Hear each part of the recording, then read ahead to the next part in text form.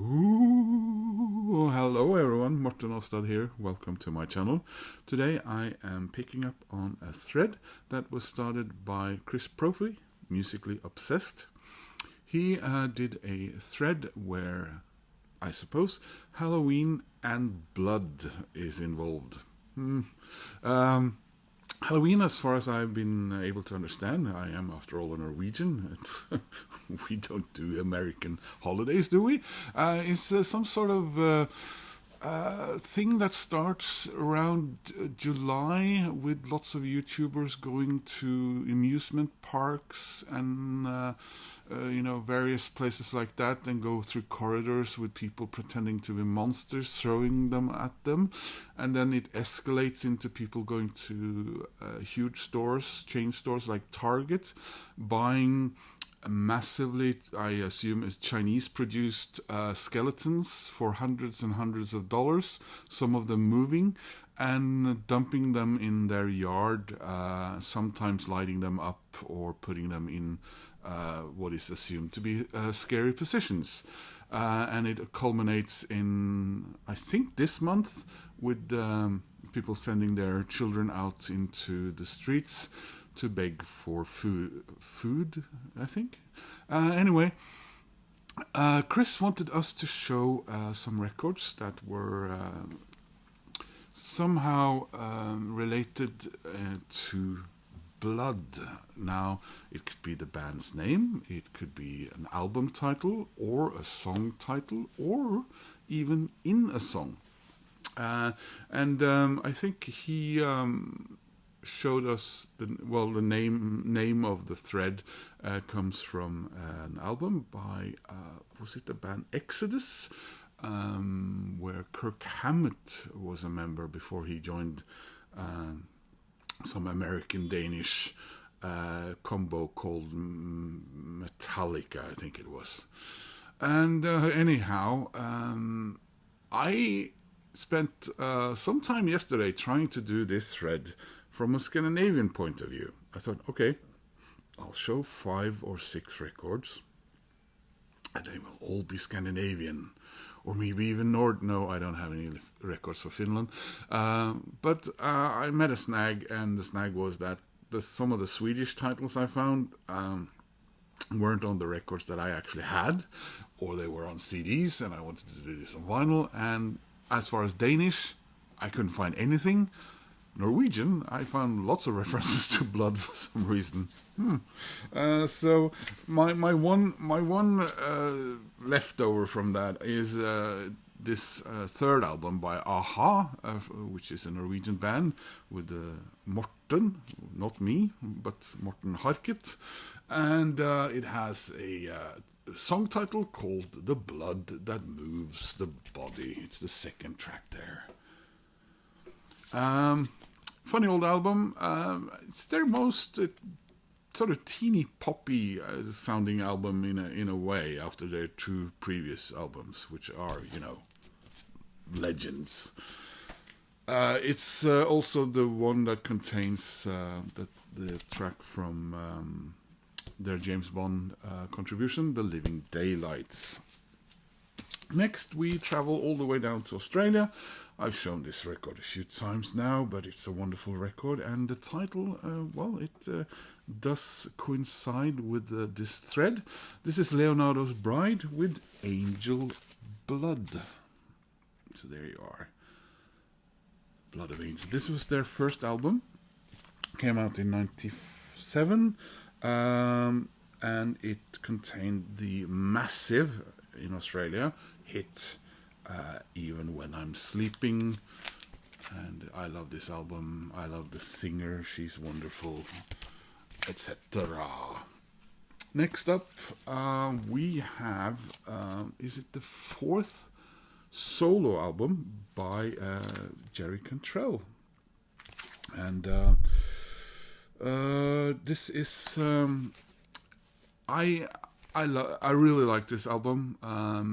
I think it was a bit of a departure from what was a bit of a departure, because I felt his previous album moved away from his strengths, I guess somehow still doing Alice in Chains records.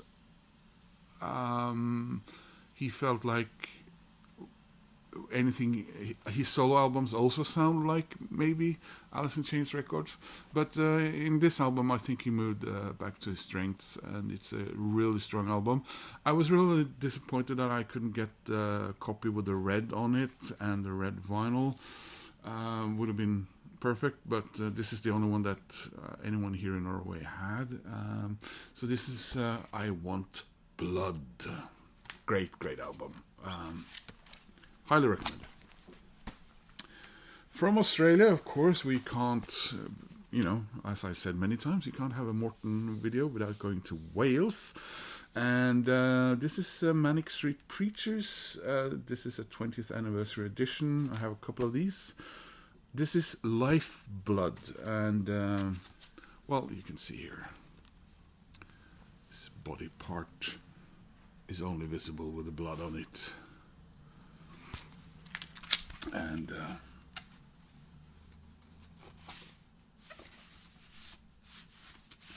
I was going to show this last, and now I regret I didn't, but that's because the vinyl really fits this thread. So that was Manic Street Preachers from Kymru. And next up, we have a record by 10cc. Yes, this is, I think, is their 8th studio album. This is Bloody Tourist. A record of both firsts and lasts. This is the first time, actually, that they used the 10cc logo that I think a lot of people would link to their band, but it didn't show up until this 10th album.